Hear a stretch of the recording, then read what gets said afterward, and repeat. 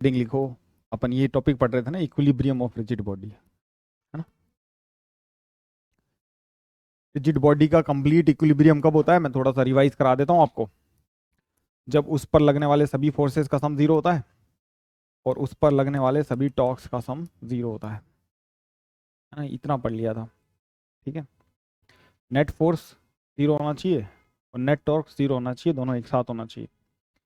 कोई सिचुएशन दूसरी को ऑटोमेटिकली इंप्लाई नहीं करती कि ये जीरो है तो ये जीरो होगा, या फिर ये जीरो है तो ये जीरो होगा। फॉर अ बॉडी पार्टिकल के लिए हो सकता है ऐसा हो।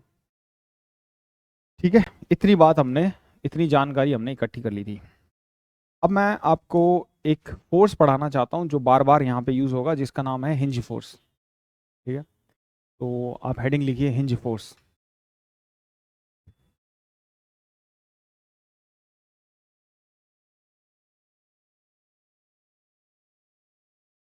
देखो, जो पॉइंट हिंज होता है ना, उसका एक्सिलरेशन होता है जीरो।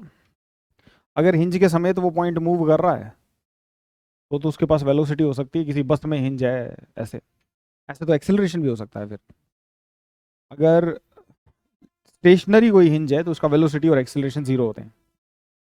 उसका वेलोसिटी और एक्सिलरेशन क्या होते हैं, जीरो होते हैं, उसी फ्रेम में पर्टिकुलरली। तो हिंज अपनी तरफ से कोई फोर्स लगाता होगा, इसका फोर्स बहुत शानदार है बच्चों, फ्रिक्शन की तरह सेल्फ एडजस्टिंग है ही, पर डायरेक्शन और मैग्नीट्यूड दोनों को सेल्फ एडजस्ट करता है। जैसे नॉर्मल का फोर्स अपन को पता होता है, फिक्स होता है कि मैं अपने हाथ से इस पे फोर्स लगाऊंगा तो इस पे बोर्ड पे जो फोर्स है वो अवे लगेगा और perpendicular to the surfaces in contact लगेगा। ऐसा सरफेसेस मतलब मेरे हाथ पे लगेगा इस बोर्ड से अवे, ऐसा। टेंशन का भी अलोंग द रॉड या अलोंग द स्ट्रिंग लगता है। इसी टाइप से फ्रिक्शन जो होता है ना, वो सेल्फ एडजस्टिंग होता है। किस किस में, नेचर में तो होता ही होता है और दिशा में भी होता है। रिलेटिव मोशन जिस तरफ हो रहा हो उसके अपोजिट लगता है वो, या टेंडेंसी जिस तरफ है उसके अपोजिट लगता है वो। ऐसे ही बच्चों ना हिंज फोर्स है। हिंज आपने नाम सुना होगा, जैसे यहां से ये रॉड अटकाई हुई हो, इस वॉल से, यहाँ पे वॉल है उससे ये रॉड अटकाई हुई है ऐसे, इस टाइप से। ये रॉड यहाँ से हिंज है, यहाँ से हिंज फोर्सेस ऑपरेट होते हैं ना, और यहाँ पे कोई स्ट्रिंग्स ऐसे लटकाई हुई मान लो, है ना। इन फोर्सेस में क्या खास बात होती है कि हिंज फोर्स अपनी दिशा और मैग्नीट्यूड तुरंत ही बदल सकता है डिपेंडिंग ऑन द सिचुएशन। और हमें ना तो इसकी दिशा पहले से पता होती है और ना ही इसका वैल्यू, तो हम दोनों को अज्यूम करते हैं। जैसे मेरे को एक बात पता है कि कोई रिजिड बॉडी ले लीजिए आप, और मैं मान लेता हूं कि अगर ये इक्विलिब्रियम में है, रिजिड बॉडी, मान लीजिए रिजिड बॉडी है और ये इक्विलिब्रियम में है ना, और इस प्लेन में कोई फोर्स लग रहा है इसके ऊपर एफ, कोई दूसरा फोर्स F1, एक F2, एक कोई और फोर्स F3, ऐसे लग रहे हैं, और ये सारे फोर्सेस है ना इसी प्लेन में, और इसके ऊपर नेट फोर्स जीरो लग रहा है। तो कहीं से भी ये हिंज हो, कहीं से भी हिंज हो, नेल्ड हो, कुछ हो, कहीं से भी ये हिंज हो, वो जो भी हिंज का फोर्स आना है, क्या ऐसा आवश्यक है कि वो इसी प्लेन में आएगा? हाँ, अगर वो इस प्लेन के बाहर आता है तो उसको कैंसिल, इनमें से इसके ऊपर नेट फोर्स क्या है, जीरो, यानी सारे फोर्सेस आपस में कैंसिल करने चाहिए। और बाकी के सारे फोर्सेस अगर इसी प्लेन में, तो वो जो एक और फोर्स आने वाला है वो इस प्लेन में लाई करना चाहिए कि नहीं करना चाहिए? बहुत सारे वेक्टर्स का सम जीरो है, और एक दो तीन चार नौ वेक्टर है, आठ एक ही प्लेन में, सेम प्लेन में आठ, तो नौवां उसी प्लेन में होना चाहिए कि अगर उनका सम जीरो होना है तो बिल्कुल होना चाहिए, बिल्कुल। उससे बाहर हुआ, ये मान लो आईजे प्लेन में हुए और सारे ही आईजे में है, कोई आई में इधर है, कोई कोई कैसे, कोई कैसे, तो एक और फोर्स जो भी होना है जो इनके अलावा है, उसको भी, जो अननोन है हमारे लिए, उसको भी कहाँ होना पड़ेगा, आईजे में ही होना पड़ेगा ऑब्वियसली। तो हाँ, हम हिंज का प्लेन फाइंड कर सकते हैं। तो अपन को दिशा तो नहीं पता, तो अपन क्या करते हैं, हमेशा बात याद रखना, ये हमेशा हिंज फोर्स को एक्स डायरेक्शन और वाई डायरेक्शन दोनों में अज्यूम कर लेंगे कुछ कुछ। अब मान लो हिंज फोर्स इधर है, कुछ कुछ वाई आ जाएगा, कुछ कुछ एक्स आ जाएगा। मान लो हिंज फोर्स इधर है, इस प्लेन में है और इधर है, तो वाई कैसा आ जाएगा, नेगेटिव, और एक्स पॉजिटिव आ जाएगा। मान लो हिंज फोर्स इधर है तो वाई और एक्स दोनों नेगेटिव आ जाएंगे अपने आप ही, क्योंकि हमें इसका ना तो दिशा पता है और ना ही वैल्यू पता है, किसका, हिंज फोर्स का। इसको दूसरे फोर्सेस ज्यादातर डिफाइन करते हैं। इसके कुछ बहुत ही साधारण एग्जाम्पल मैं लूंगा शुरू में, और उसके बाद में अपन एक आधा कोई अच्छा एग्जाम्पल इसका लेंगे। जैसे सबसे पहला कि एक रॉड है, एग्जाम्पल 1 हिंज फोर्स का। अभी हिंज फोर्स के बारे में बताया गया है, वैसे मैंने तुम्हें इक्विलिब्रियम में बॉडी हो तो हिंज फोर्स को दोनों तरफ मानना है, कुछ कुछ एक्स में और कुछ कुछ वाई में, ये बात बताइए। आइए इस बात का अभ्यास करते हैं, इसको लगाएंगे कैसे। तो मान लीजिए कि ये कोई रॉड है ऐसा, और इसके ऊपर ऐसा यहाँ पे एक स्ट्रिंग से कनेक्टेड है, ये इसका मास है m, ठीक है, इसका मास है m, और ये हिंज है यहाँ से, इसका रॉड का लेंथ है l, ठीक है। तो आपको tension in the string plus force of hinge बताना है, और ये इक्विलिब्रियम में, the rod is in equilibrium. तो tension in string plus force of hinge बताना है। देखो ऐसा है कि हम इस हिंज फोर्स को दोनों डायरेक्शन में अज्यूम कर लेते हैं इस रॉड पे। चलो एक काम करता हूँ, मैं नए सिरे से इसका चित्र बना लेते हैं। ये वो दीवार है और यहाँ से हिंज है वो रॉड, यहाँ पे एक सुंदर सी रॉड बना लेते हैं, ये रॉड ऐसे हिंज है, ठीक है। यहाँ से लग रहा है कुछ हिंज फोर्स ऐसा, तो और प्रॉपर हिंज बना के दिखाया नहीं, आप यहाँ पे हिंज ऐसा है, और यहाँ पर से एक स्ट्रिंग अटैच है ऐसा। और ये बॉडी इक्विलिब्रियम है जिसका मास m है, लेंथ l है, ठीक, ऐसा दिया हुआ है। अगर बॉडी इक्विलिब्रियम में है तो इसके ऊपर नेट फोर्सेस क्या होने चाहिए, 0। इस बात को समझ गए। तो इसके ऊपर फोर्सेस लग कौन से रहे हैं, बस हिंज फोर्स को आप भूलना मत, वो दिखता नहीं है और ना ही बाकी किसी चैप्टर में ज्यादा यूज होता है, हम नहीं करते, मतलब होना तो चाहिए, कहीं जहां हो रहा है वहीं होना चाहिए वो तो, लेकिन ज्यादातर आपको यहीं फेस करने को मिलेगा वो। इसलिए हिंज फोर्स को ना थोड़ा सा ध्यान में रखना कि वो लगता है, अगर कोई चीज हिंज होगी तो उस फोर्स को भूलना मत। एक तो ले लेते हैं ये कंपोनेंट, और एक दूसरा ले लेता हूं मैं ये कंपोनेंट इस फोर्स का, इसको क्या कह दूं, पी एक्स, पी वाई और पी एक्स, ऐसा, ठीक है। और यहां पर लग रहा होगा टेंशन टी, यहाँ पे लग रहा होगा टेंशन टी, और इसके एकदम सेंटर ऑफ मास पे लग रहा होगा ग्रेविटी का फोर्स mg। ये फोर्सेस इस रॉड पे लग रहे हैं। सबसे पहले वर्टिकल डायरेक्शन के फोर्सेस का सम कितना होना चाहिए, 5, 0। सभी डायरेक्शन के फोर्सेस का सम 0 होना चाहिए, तभी नेट फोर्स 0 होगा। किसी भी डायरेक्शन में कर लो आप, वाई में, एक्स में, जेड में, बीच में, कोई सी भी डायरेक्शन आपका मन करे उस डायरेक्शन में कर लो। तो वर्टिकल डायरेक्शन में क्या क्या फोर्सेस हैं, P Y plus T is equals to M G, very good, ऐसा। दूसरा एक्स में पी एक्स, उसके अलावा कौन सा फोर्स है, कोई भी नहीं है, इज इक्वल्स टू 0। यानी अगर हिंज फोर्स एग्जिस्ट करता है तो सिर्फ वो वाई में करेगा। नेट हिंज फोर्स क्या होगा, P X square plus P Y square, ये नेट हिंज फोर्स होगा, है ना। पी एक्स आई नहीं, तो पी वाई स्क्वायर का रूट लेंगे तो पी वाई, मतलब पी वाई अकेला फोर्स है। इस वक्त इस रॉड को कोई ऐसे प्रेस कर रहा होता तो हिंज लगता, क्योंकि तभी तो प्रेस नहीं हो पा रही, कोई फोर्स तो उधर से लगना चाहिए ना। आपको फिजिक्स एकदम उसके असल मायनों में समझ में आनी चाहिए। तो टी ऊपर लग रहा है, पी वाई, चलो ये कर लिया एफ वाई का। एक टॉर्क का इक्वेशन लिख लेते हैं, हिंज से ही ले लेते हैं यहाँ से। तो एक तो इसका टॉर्क mg का टॉर्क, mg का टॉर्क कैसे घुमा रहा है बच्चों, टक्कर से क्लॉकवाइज, और इसका एंटी क्लॉकवाइज। और इस हिंज फोर्स का टॉर्क 0, क्योंकि वो इसी पॉइंट से पास कर रहा है, right. Force F cross R, R cross F होता है ना वंशु, आर 0 है, टॉर्क क्या होगा, 0। फोर्स की कोई दूरी, फोर्स उस लाइन को हिट कर जाए, ये तो हिट कर रहा है ना, फोर्स की लाइन हिट कर जाए तो उस पॉइंट को, तो टी का टॉर्क हो जाएगा टीएल, और mg का टॉर्क हो जाएगा mgl/2। ये दोनों कट जाएंगे तो टी आ जाएगा mg/2, और ये mg/2 हो गया टी, तो पी वाई क्या आ जाएगा, mg/2। हिंज फोर्स भी क्या आ जाएगा, mg/2। Very easy, easy problem, ठीक है। अभी इक्विलिब्रियम बॉडी थी, तो हिंज फोर्स एक्स डायरेक्शन में क्या लग रहा है? 0। क्यों नहीं लग रहा वो एक्स डायरेक्शन में? क्योंकि लगना नहीं पड़ रहा उसको इक्विलिब्रियम के लिए। अगर वो लग जाएगा तो एक्स डायरेक्शन में कोई दूसरा फोर्स नहीं है, फिर वो एक्सिलरेट हो जाएगा। अरे क्लियर है?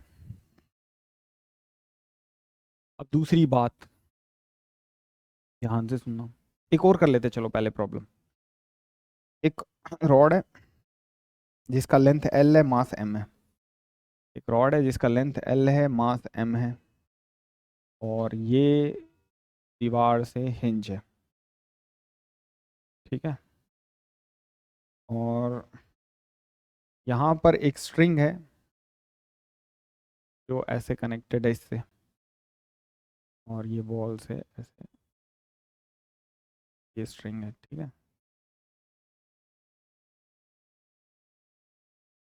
और ये एंगल है थीटा, ऐसा गिवन है, ठीक है। इसका मास है m, लेंथ है l। लेंथ l किसी चीज की रेडियस होने लायक है तो उसका रेडियस ये सब मान लिया करो, ठीक है। अपनी तरफ से आपको फाइंड करना है, फाइंड हिंज फोर्स।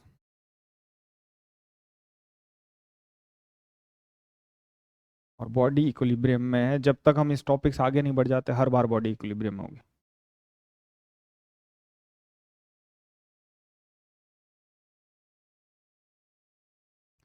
हम लोगन को हिंज फोर्स फाइंड करना था।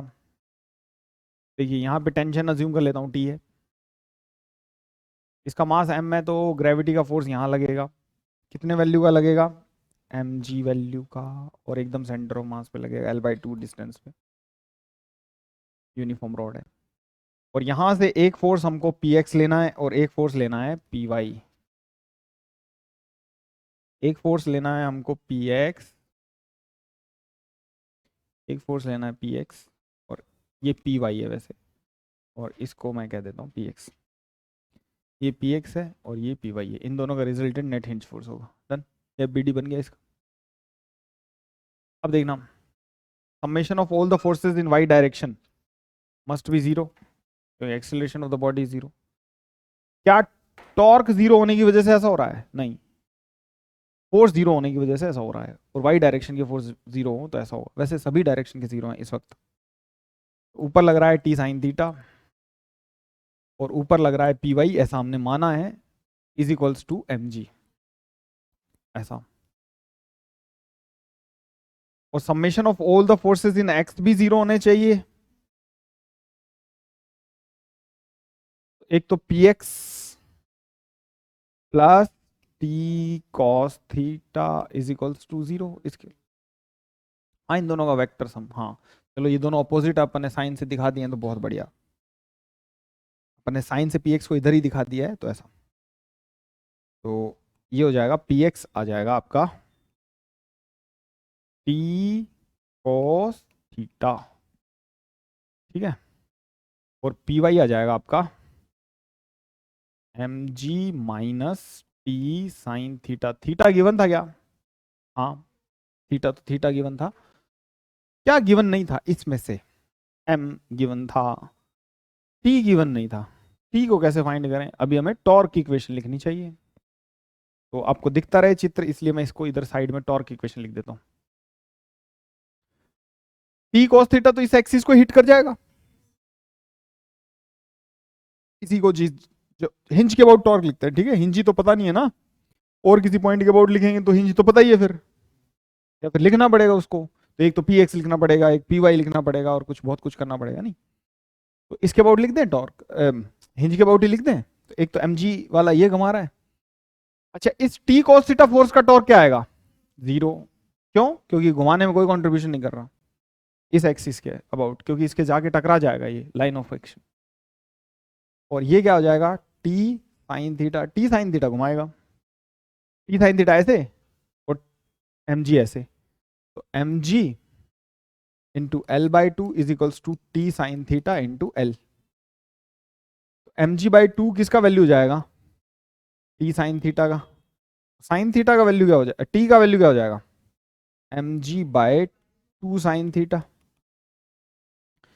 इसको यार आप है ना कहीं भी पुट कर दो, यहाँ पुट कर दोगे तो आपको पी एक्स मिल जाएगा, यहाँ पुट कर दोगे T sine theta as it is ही पुट कर दो एम जी बाई टू।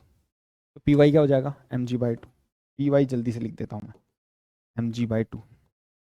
और टी की वैल्यू क्या है, M G by two sine theta into cos theta, तो M G by two cot theta आ जाएगा। तो पी एक्स क्या आ जाएगा, पी एक्स क्या हो जाएगा, M G by two cot theta, या टू के साथ नीचे टेन थीटा लिख दो, डन। ऐसा, ये हिंज फोर्स नहीं है, पी वाई भी नहीं है, इनका रिजल्टेंट क्या है, हिंज फोर्स है। ये क्वाइट एन इजी एग्जांपल्स थे जो परीक्षा में आने के लायक है हिंज फोर्स से रिलेटेड। ठीक है, अगर बॉडी इक्विलिब्रियम में है तो हिंज फोर्स का अमाउंट जो है तो पी वाई और पी एक्स के तरीके से वेक्टर सम के बराबर हो जाएगा। ठीक है, अच्छा अब एक अच्छा सवाल कर लेते हैं हिंज फोर्स। ठीक है,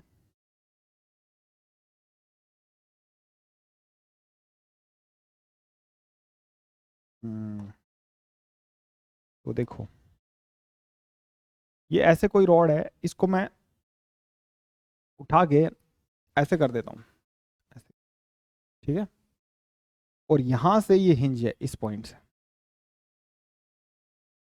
और मैंने एक एफ फोर्स लगा रखा है इसके ऊपर, मैंने एक एफ फोर्स लगा रखा है, ऐसे एफ फोर्स लगा रखा है इस रॉड के एकदम परपेंडिकुलर, लगा रखा है मतलब ऐसे अंगूठे से ऐसे पकड़ रखा है इसको, एफ फोर्स लगा रखा है और इसको इक्विलिब्रियम में रख रखा है। मैं हटा दूंगा फोर्स तो ये ऐसे घूम जाएगा ना, इस हिंज के अबाउट ऐसे घूम जाएगी ना चीज। ग्रेविटी कौन घुमाएगा इसको, किसका टॉर्क घुमाएगा, ग्रेविटी का।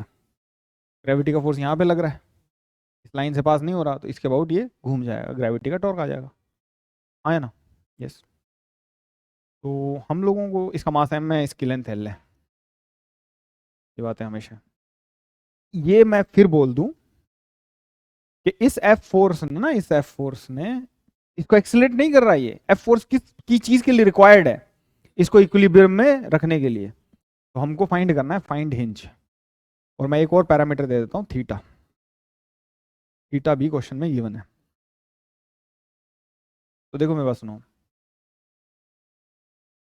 Find hinge force. ठीक है, मेरी बात सुनो, मैं ही कर देता हूं इसको।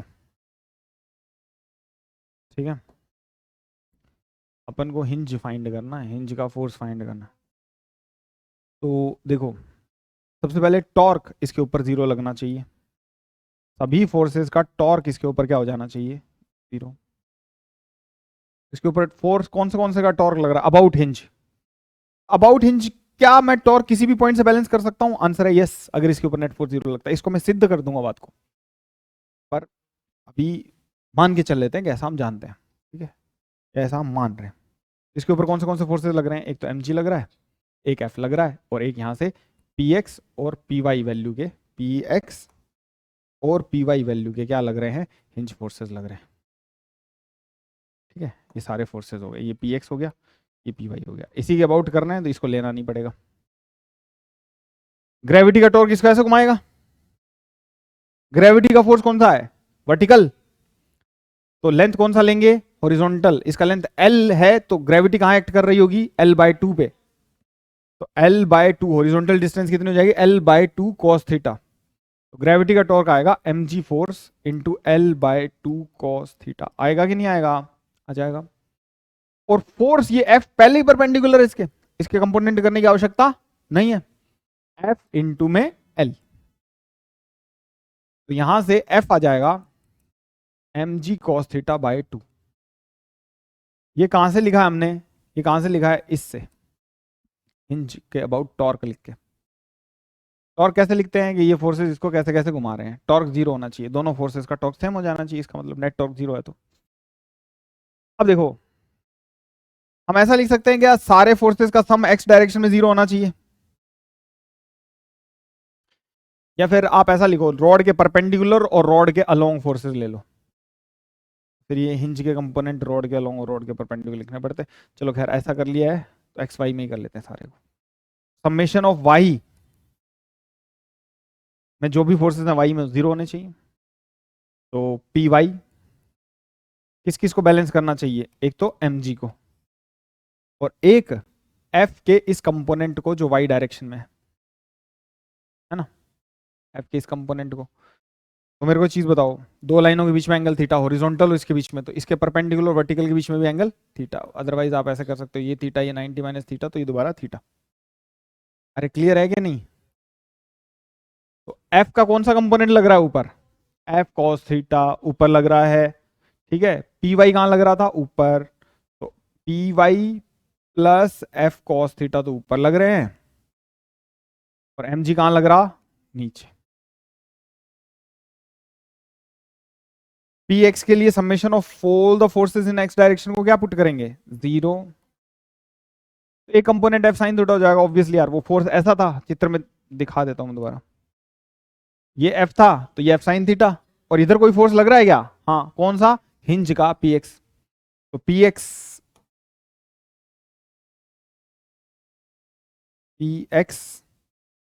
Is equals to F sine theta.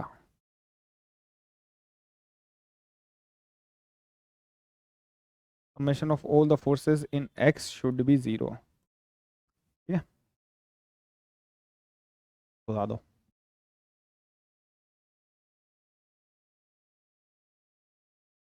Hinge force के बारे में अभी के लिए इतना ज्ञान काफी है। अब हम जीरो टॉर्क और जीरो फोर्स की और सिचुएशंस देखते हैं जो बहुत इंपॉर्टेंट है, और वो ये है, ये सबसे इंपॉर्टेंट सिचुएशन है, देखना। एक वॉल ले लेते हैं और एक यहाँ पे ले लेता हूँ मैं फ्लोर। ये फ्लोर है और ये wall, rigid wall and floor. ठीक, ऐसा। यहाँ पे एक रॉड ले लेता हूँ मैं, ये इंपॉर्टेंट केस है, इसको ढंग से समझ समझ के करना है आपने। यहाँ पे ना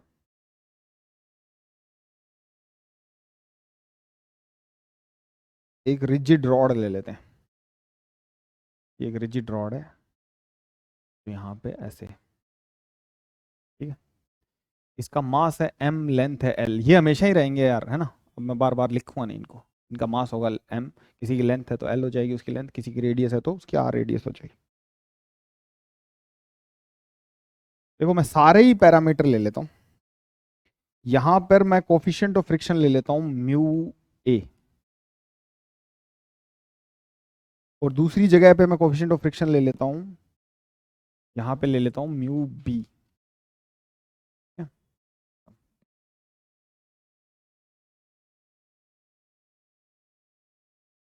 और तो कुछ देने की जरूरत नहीं है, एंगल थीटा दे देता हूं।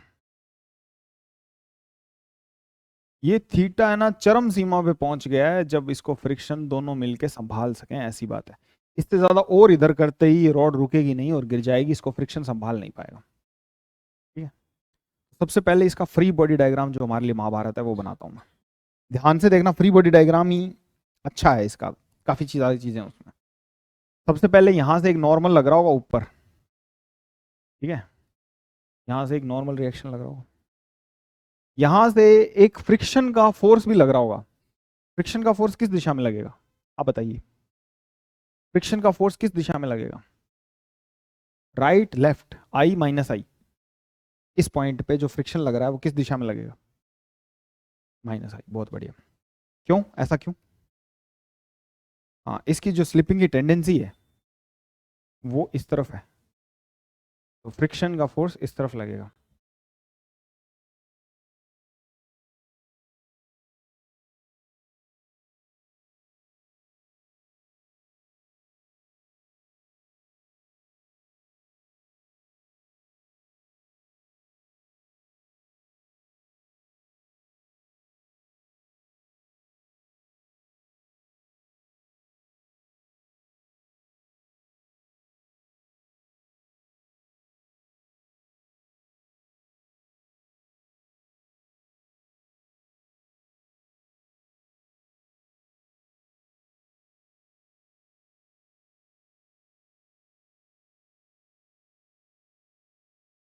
है ना, तो फ्रिक्शन लगेगा इधर, ये म्यू ए था और ये म्यू बी है ना, फ्रिक्शन लगेगा इधर।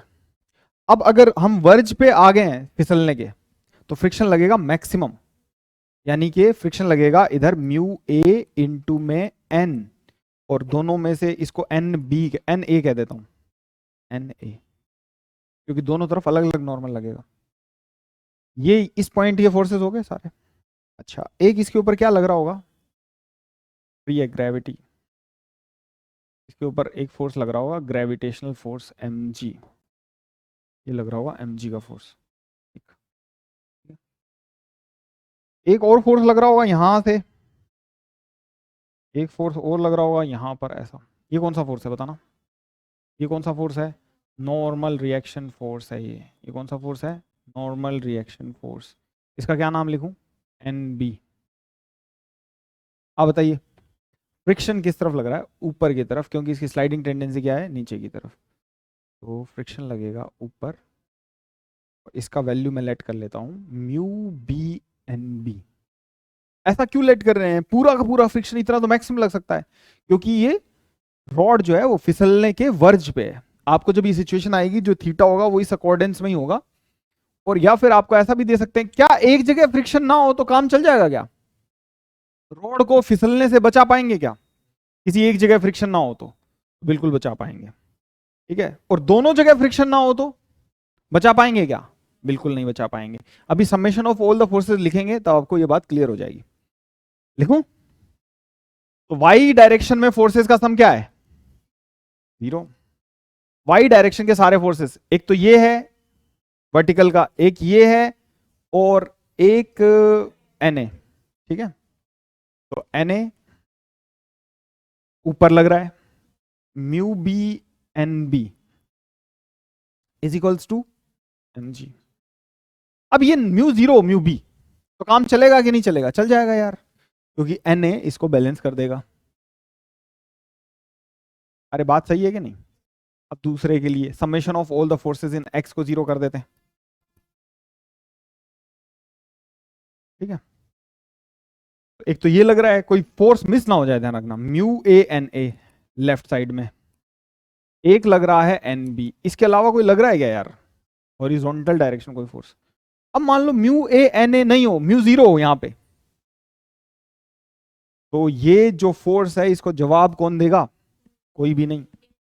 इस फोर्स को कोई जवाब नहीं दे पाएगा, इसलिए ये दोनों फोर्सेस क्या होंगे, बराबर होंगे। NB जो राइट में लग रहा है और μA/NA जो लेफ्ट में लग रहा है, वो दोनों क्या होंगे, बराबर, ठीक है। ये दोनों फोर्सेस का सम हो गया। अब हमको बैलेंस करना है टॉर्क,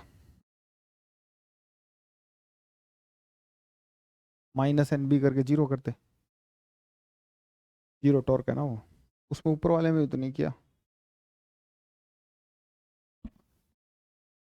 हाँ, तो यहां पे अब टॉर्क लिखते हैं। टॉर्क आप किसी भी पॉइंट से लिख सकते हो क्या, हाँ, इस पॉइंट से लिख देते हैं, क्योंकि यहां पे अपन कितने फोर्सेस खा रहे हैं, 2, नॉर्मल और फ्रिक्शन, वो उनका टॉर्क नहीं लिखना पड़ेगा।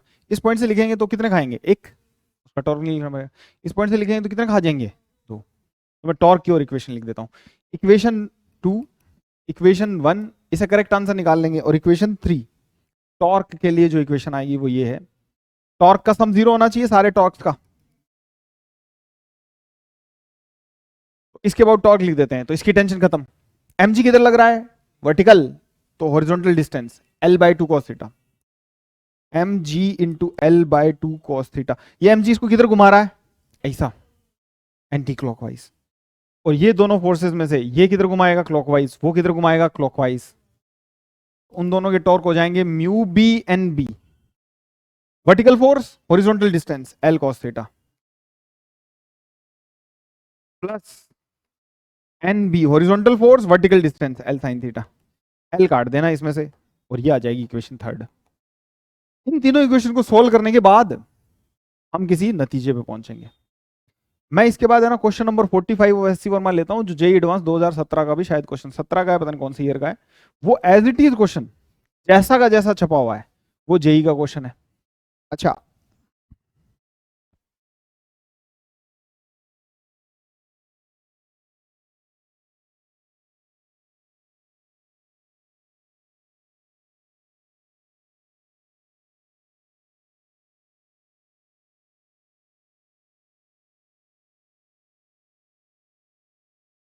बाय द वे इस इक्वेशन में कितने अननोन है, कितने अननोन है, NB अननोन है, NA अननोन है, और क्या अननोन है,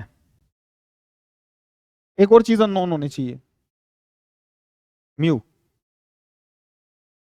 ठीक है, अगर इसका मास, इसकी लेंथ वगैरह दे रखी है तो कई बार है ना आपसे ये पूछ लेते हैं कि इसका वैल्यू क्या हो कि ये इक्विलिब्रियम में रहे, और म्यू भी 0 दे देते हैं। ठीक है, ऐसा कर लेंगे ना, म्यू भी 0 होगा तो कर लेंगे। एक तो फ्रिक्शन नहीं लिखना पड़ेगा, है ना, म्यू भी वाला पार्ट है जो फ्रिक्शन का, ये जो वाला फोर्स है वो नहीं लिखना पड़ेगा। ठीक है, अब ऐसे क्वेश्चन करेंगे, बढ़िया क्वेश्चन है, उसके लिए इक्वेशन लिखेंगे सिर्फ।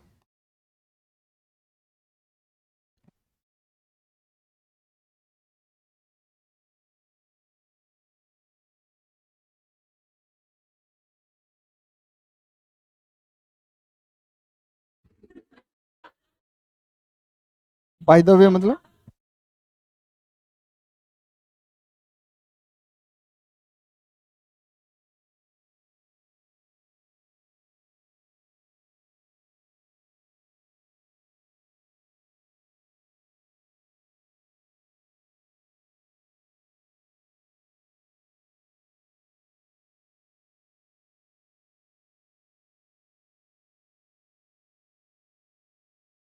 तो यहाँ पे अपने पास ये सिचुएशन है,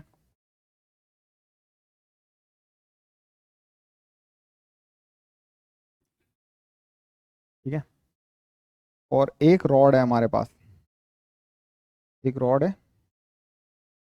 जो इस टाइप से है, एल लेंथ की। ठीक है,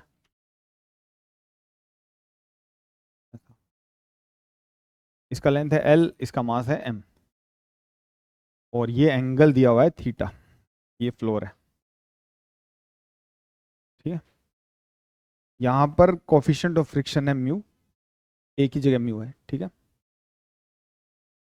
और ये रॉड का लेंथ है एल, इस पूरा लेंथ यहां से लेकर यहां तक का लेंथ है एल, और ये हाइट है एच, एच भी नोन है, एल भी नोन है। ठीक है, एम भी नोन है, एम अननोन मान लो चलो। और आपको ये बताना है कि म्यू क्या हो कि ये रॉड इक्विलिब्रियम में रहे, इतना बड़ा सवाल है। तो म्यू के लिए मैं इक्वेशंस जनरेट कर देता हूँ सिर्फ, हाँ इक्विलिब्रियम में रहे। सबसे पहले वाई डायरेक्शन के सारे फोर्सेस 0 होने, एक बार अंतिम बार इसको देख लो। सबसे पहले वाई डायरेक्शन के लिखने के बजाय मैं सारे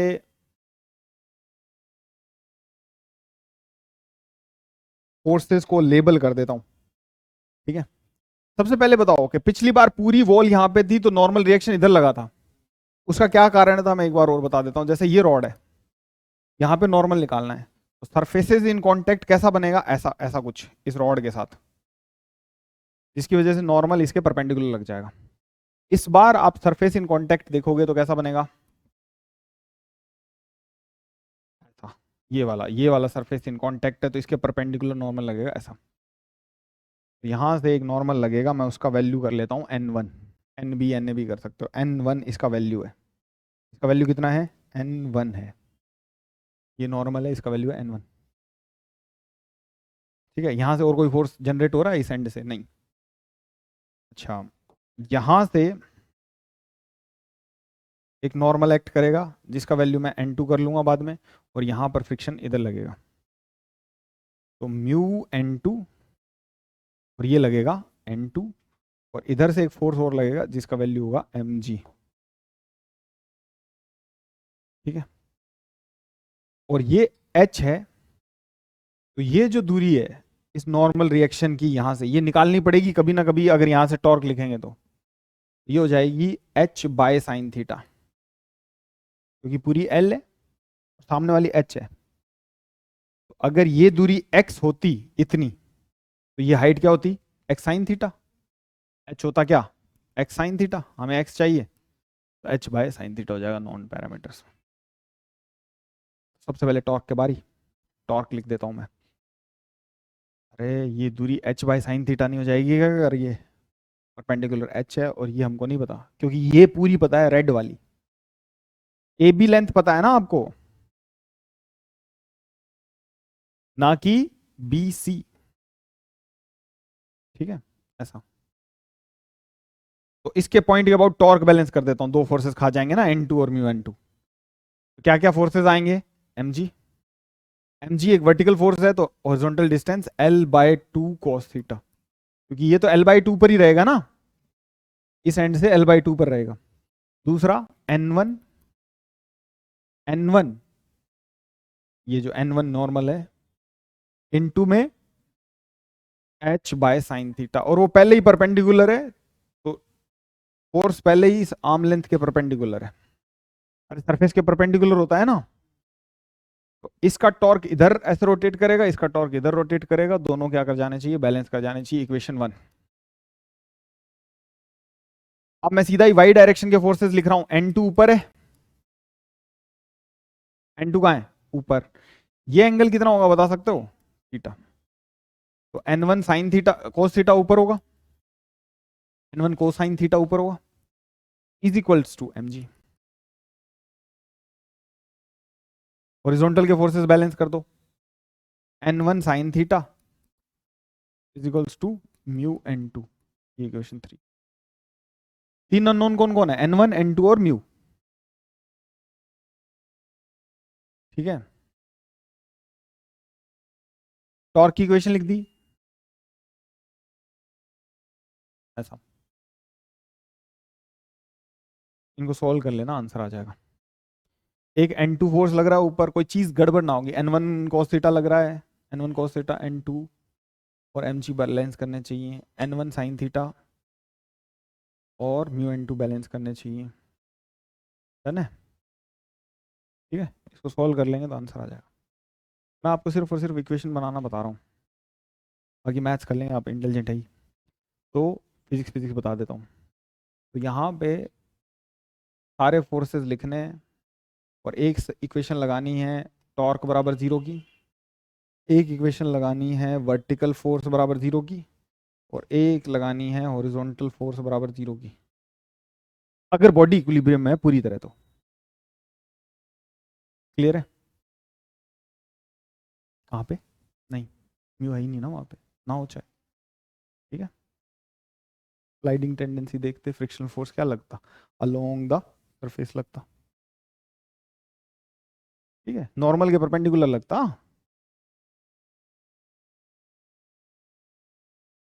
चले आगे। अब देखना, मेरी बात सुनना, ये आपको ना सबसे इक्विलिब्रियम ऑफ रिजिड बॉडी सबसे इंपॉर्टेंट टॉपिक था टॉर्क वालों में।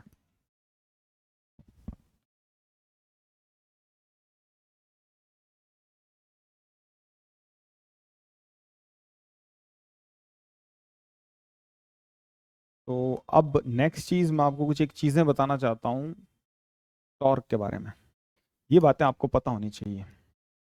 एक बात आप इन्वर्टेड कॉमास में लिख दो, जो मैंने बहुत बार दोहरा दी है, उसको आप लिख लो। वो बात ये है कि if and only if summation of all the forces acting on a body are 0, symbolically लिख रहा हूं मैं तो ये है ना, आप भी लिख सकते हो वैसे, then torque about any point is same, ठीक है। अगर ऐसा नहीं होता तो क्या होता है, उसके क्या स्टेटमेंट बन सकते हैं, उनको बहुत ध्यान से सुनना, समझना और आंसर को एकदम दिमाग में रखना, इफ नॉट मेथड। मैंने ये लिखा है कि सभी फोर्सेस एक बॉडी पे एक्ट कर रहे हो, जैसे अभी सारे एग्जांपल में कर रहे थे, तो आप किसी भी पॉइंट से टॉर्क लिखिए, आप बॉडी के बाहर से भी लिखिए, तो टॉर्क क्या आएगा, सेम। लेकिन अगर नेट फोर्सेस का सम 0 नहीं हो रहा तो नेट टॉर्क सेम नहीं आएगा। जैसे उदाहरण के तौर पर ये मान लीजिए इस बॉडी पर ये एफ फोर्स लग रहा है और ये एफ फोर्स लग रहा है, ठीक है। इसके ऊपर समेशन ऑफ फोर्सेस क्या है, 0। तो टॉर्क किसी भी पॉइंट से बैलेंस करने पर या लिखने पर सेम आना चाहिए कि नहीं आना चाहिए, आना चाहिए, ठीक है। तो मैं इससे लिख लेता हूं टॉर्क, तो क्या आएगा, इसकी लेंथ एल है, मास एम है, ये वर्टिकल प्लेन में है ही नहीं, टेबल पे ऐसे पड़े हैं, तो ग्रेविटी लेना नहीं, ठीक है, ग्रेविटी को इग्नोर कर देते, क्यों माथा बच्ची करें बार बार। तो मास क्या है, m और लेंथ है l। तो इसके अबाउट लिख रहे हैं तो सिर्फ fl आएगा और वो fl इसको ऐसा घुमाएगा। इसके अबाउट लिखेंगे तो क्या आएगा, fl और वो इसको ऐसा ही घुमाएगा, ऐसा ही। अरे टॉर्क एक यूनिवर्सल पैरामीटर आएगा fl, इसके अबाउट लिखते हैं आओ, जो इस बॉडी के ऊपर नहीं है। तो इसका टॉर्क इस बॉडी को ऐसे घुमाएगा, उसका टॉर्क उसको ऐसे घुमाएगा, दोनों एडिटिव होंगे। तो यहां से कितनी दूरी पर मान लेता हूं मैं x, और ये मान लेता हूं मैं l। अरे हाँ कि नहीं, तो दोनों टॉर्क सेम डायरेक्शन में घुमाएंगे क्या, इस पॉइंट के अबाउट, इस पॉइंट के अबाउट ये तो ऐसे घुमाएगा और ये ऐसे घुमाएगा, अपोजिट घुमाएंगे, ठीक है। तो इसका टॉर्क आएगा fx और दूसरा वाला टॉर्क क्या आएगा, f इंटू में l प्लस x, और वो नेगेटिव आएगा, इसके अपोजिट आएगा मतलब वो। और नेट टॉर्क क्या आएगा, fl। क्लियर है, इस पॉइंट के अबाउट इसका घुमाना देखो, इस रॉड को कोई ये जो फोर्स है वो ऐसे घुमाएगा ना। अरे हाँ कि नहीं, इस पॉइंट के अबाउट, जैसे ये कोई पॉइंट है, छोड़ दो ये रॉड कैसे घूम सकती है, इसको छोड़ दो, बार बार ये दिमाग में आएगा अदरवाइज तुम्हारे, कैसे घूमे। ये यहाँ पे कोई पॉइंट है तो एफ फोर्स लगाओगे तो ऐसे घूमेगा ना ये। अरे हाँ कि नहीं यार, और उस फोर्स की वजह से ऐसे अपोजिट घूमेगा, तो ये जो है अपोजिट टॉर्क प्रोड्यूस करेंगे। इसके अंदर यहाँ एक्स ले लो, यहाँ ले लो एक्स, इसका टॉर्क इसको ऐसे घुमाएगा और इसका टॉर्क भी ऐसे ही घुमाएगा। तो इसका टॉर्क कितना आएगा, एफ एक्स, और उसका दोनों एडिटिव टॉर्क होंगे एफ एल माइनस एक्स, यानी टॉर्क क्या आएगा, एफ एल आएगा। आप दुनिया में किसी भी पॉइंट पे चले जाओ, टॉर्क क्या आएगा, सेम। अगर नेट फोर्सेस का सम 0 है तो टॉर्क किसी भी पॉइंट के अबाउट सेम आता है। एक बदकिस्मत केस लेते हैं, जो अभी तक ले रहे थे उसके अलावा कोई केस लेते हैं, जैसे कि ये, इसके ऊपर एक फोर्स है F और एक है 2F, F 2F।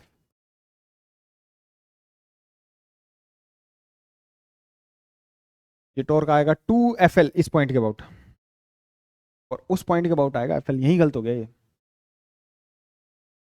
तो हम टॉर्क किस और किसी पॉइंट के अबाउट लोगे ना तो भी, जैसे ये वाला टॉर्क को ध्यान से देखो यार एक बार, ये जो टॉर्क आपका आया था ये x का फंक्शन आया था क्या, FL ही FL आया जा रहा था, आपने x पॉइंट लिए थे तब भी, यानी x का फंक्शन नहीं आता है ये, यानी x कुछ भी हो टॉर्क उस बात पे डिपेंड नहीं कर रहा।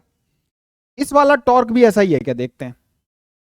वैसे तो साफ ही पता चल गया नहीं है ऐसा, और फिर भी कोई एक्स पॉइंट ले लूं यहाँ पे, ये फोर्स इसको ऐसे घुमाएगा, ये फोर्स भी ऐसे घुमाएगा, एडिटिव टॉर्क होगा, इसका होगा एफ एक्स प्लस इसका होगा 2FL minus x. F x से एक एफ एक्स कट जाएगा तो ये आ जाएगा 2FL माइनस एफ एक्स,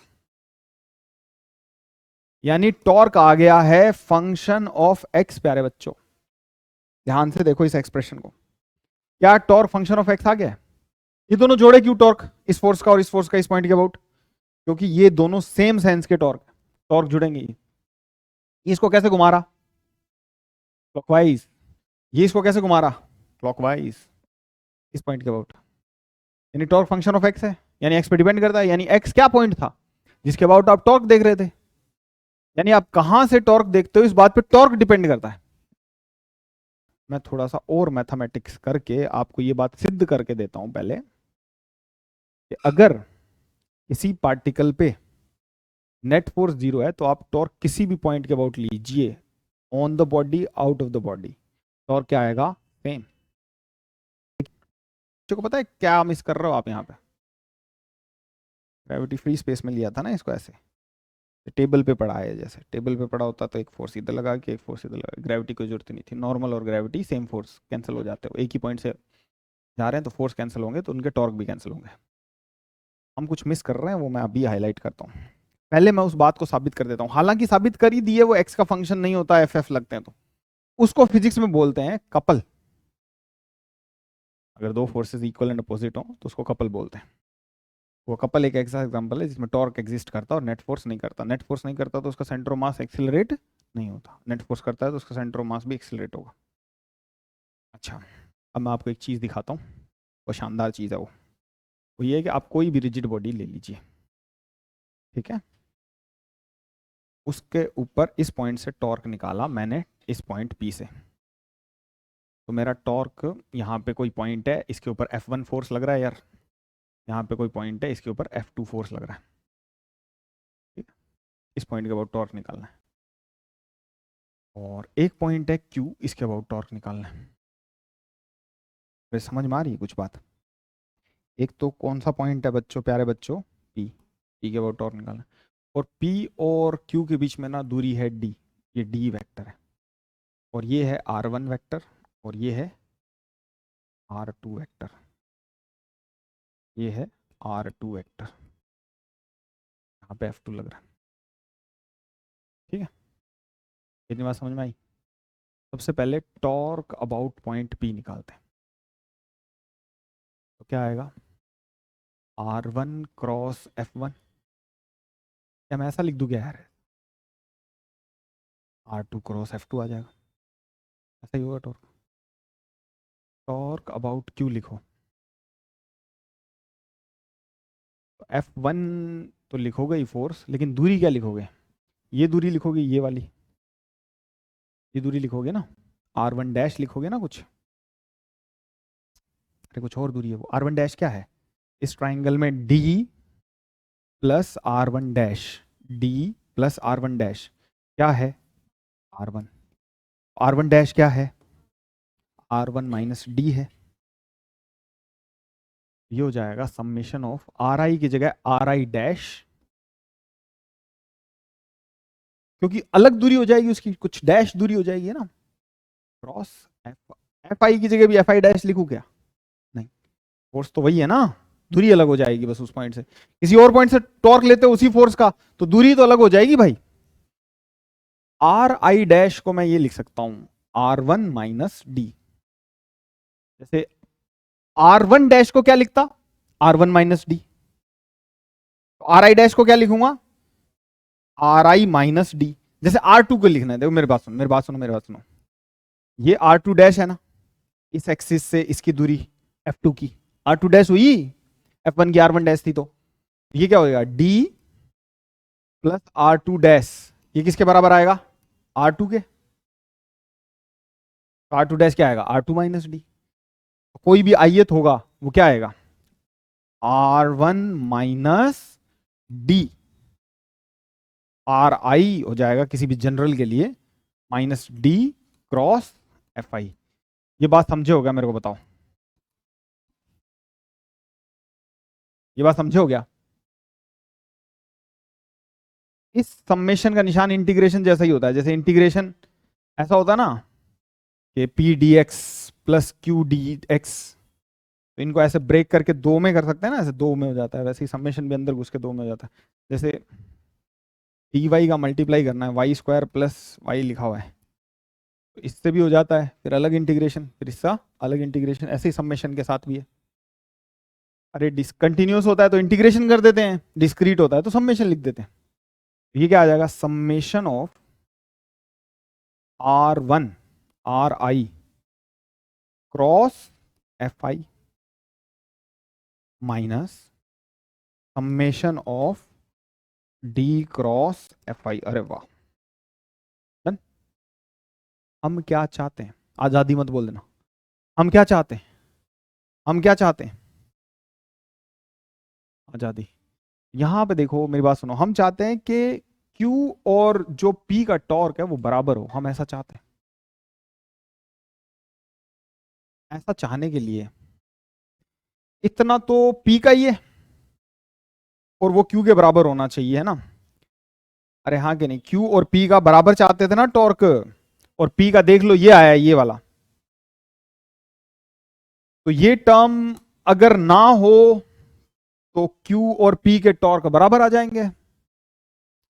अरे हम कह रहे हैं Q का टॉर्क भाई इतना है, कम है P से। P का Q का टॉर्क क्या है?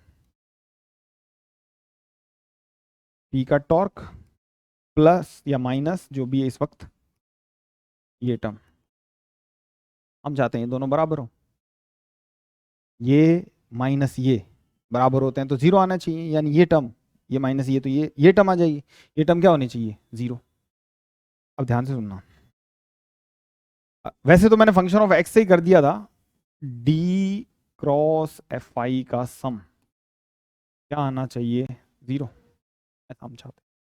इसमें से कुछ इस इंटीग्रेशन से बाहर चला जाता है क्या, जो कांस्टेंट होता है वो चला जाता है, कुछ कांस्टेंट है इसमें क्या, डी कांस्टेंट है। डी क्या चीज थी, उन दोनों पॉइंट्स के बीच में डिस्टेंस। अब कोई भी पॉइंट से टॉर्क लो, कोई भी फोर्स का टॉर्क लो, उन दोनों पॉइंट पी और क्यू के बीच में जो दूरी है वो तो उतनी ही रहेगी। इस डी को बाहर फेंको,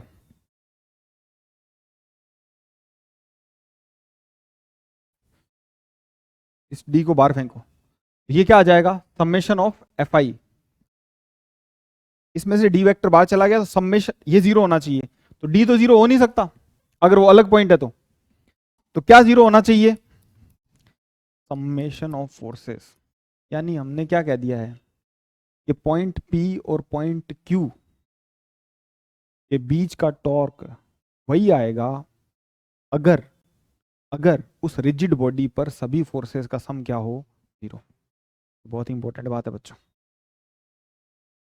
अदरवाइज आएगा क्या, अगर सभी फोर्सेस का सम 0 हो रहा है तो आप किसी भी पॉइंट के अबाउट टॉर्क लीजिए, क्या आएगा, 0। इस बात को मैंने दो तरीके से सिद्ध कर दिया।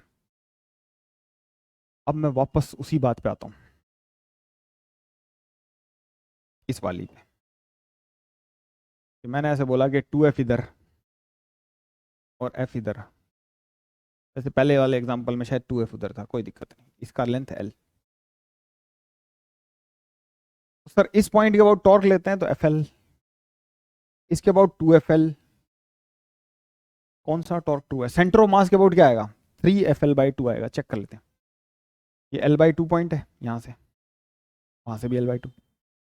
ये फोर्स किधर घुमा रहा है इसको, ऐसे, और वो फोर्स भी ऐसे, तो fl/2 प्लस 2fl/2 यानी कि 3fl/2। एक बार fl/2, दो बार fl/2, अरे हाँ कि नहीं, तो 3 बार fl/2, 3fl/2 टॉर्क हो गया। अब मेरे को ढंग से बताओ ये बात, कि इनमें से कौन सा टॉर्क ट्रू टॉर्क है,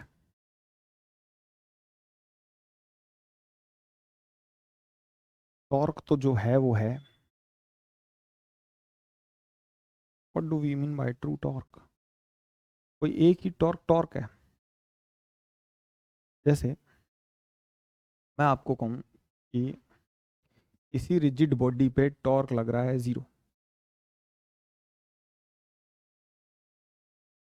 इस बॉडी पे टॉर्क क्या लग रहा है,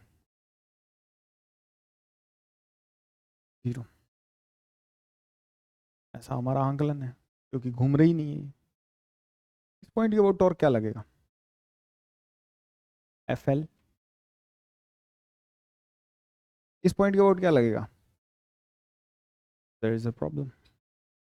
और किसी पॉइंट के अबाउट भी कुछ और लगेगा, जैसे x पे ले लो, तो ये ऐसे घुमा रहा है और ये ऐसे घुमा रहा है, दोनों सब्ट्रैक्टिव हैं ये, कि अगर किसी रिजिड बॉडी पे टॉर्क लिखना है तो हमको फिर सूडो फोर्स का भी टॉर्क लिखना है। अच्छा उससे पहले एक और चीज बता दो, उससे पहले डिस्क्लेमर लिए एक चीज बता दूं, कि अगर आप सेंटर ऑफ मास के अबाउट टॉर्क लिखते हैं तो वो जो टॉर्क आएगा फ्री टू मूव बॉडी के लिए वो रियल टॉर्क होगा, किसी भी बॉडी के लिए एक्चुअली। अगर फ्री टू मूव नहीं है तो हिंज फोर्स के टॉर्क लेने पड़ेंगे, वरना आपको दिक्कत हो जाएगी। सेंटर ऑफ मास के अबाउट जो टॉर्क लिखोगे ना प्यारे बच्चों, वो टॉर्क क्या होगा, ट्रू टॉर्क होगा। ठीक, सेंटर ऑफ मास के अलावा किसी पॉइंट से लिखोगे तो हो सकता है वो ट्रू टॉर्क हो, लेकिन मेरे पास गारंटी नहीं। आपको टॉर्क सिर्फ दो ही पॉइंट से किसी से लिखना चाहिए, पहला है TOM, अगर बॉडी फ्री है तो चलने के लिए, और दूसरा है फ्री मतलब कि COM के अबाउट रोटेट हो रही है, इस टाइप से, हिंज नहीं है कहीं से। दूसरा है हिंज, सबसे बेस्ट पॉइंट अगर बॉडी हिंज है तो हिंज के अबाउट लिखो। दूसरा है बॉडी अगर फ्री टू मूव है तो COM के अबाउट लिखो ऑलवेज। जैसे इसका COM के अबाउट लिखो तो क्या लिखिएगा, इसका FL/2, और इसका क्या लिखिएगा, FL/2, और नहीं सॉरी ये था ना, इसका क्या लिखेगा FL/2, इसका भी क्या लिखेगा FL/2 और अपोजिट है तो 0। कैसा भी हो बॉडी 2F लगा लो, चाहे F और F ऐसा लगा लो, इसका कितना FL/2, इसका भी कितना FL/2, नेट क्या जाएगा FL, जुड़ जाएंगे ना इस बार। और अगर ये 2F और ये F हो तो 3FL/2 जो आया था सेंटर ऑफ मास के अबाउट, वो कौन सा टॉर्क है, ट्रू टॉर्क, यानी टॉर्क उतना ही है अपॉन में mL²/12, ये सही आंसर है। तो हम यहां पे क्या मिस करते हैं ना, what we miss is, what we miss, हम क्या मिस करते हैं, the torque of pseudo force.